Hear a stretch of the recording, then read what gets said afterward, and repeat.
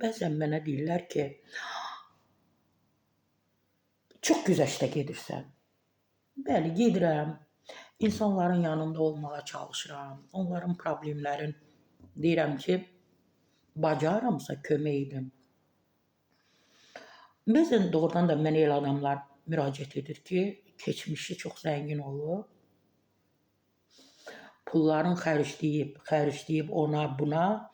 İndi olub iflas. Mənə ağız açır ki, Sara Səfrə xanım, mənə kömək edin də, mən o pulu alım, o itmiş, ölmüş, yanmış pulları bərpa eləyim.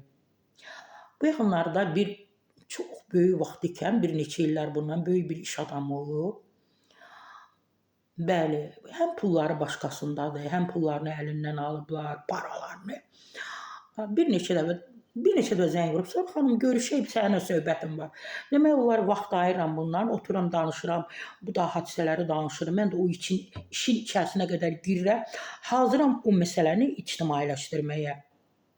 Amma milyonlarını xərcləmiş şəxs istəyir ki, məni təmənnasız işlətsin. Bir nəfər də var idi.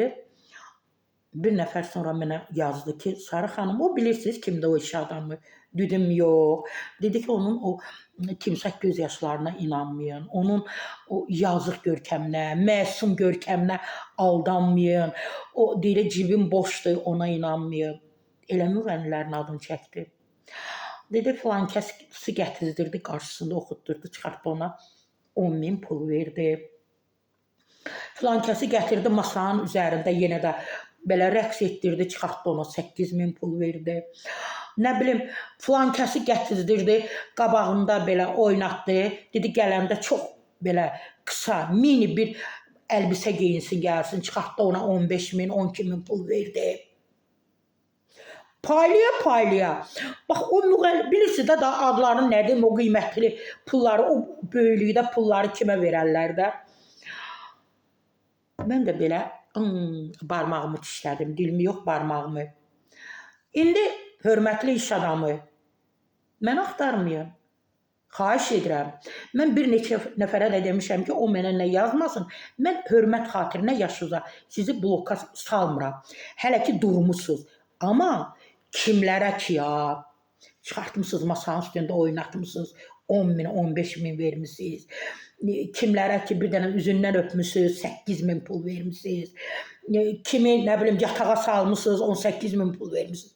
Gedin, o sənət adamları, özün deyirsən, o ünlülər, o müğənni arvadlar sizə kömək etsin, sizin yanınızda olsun.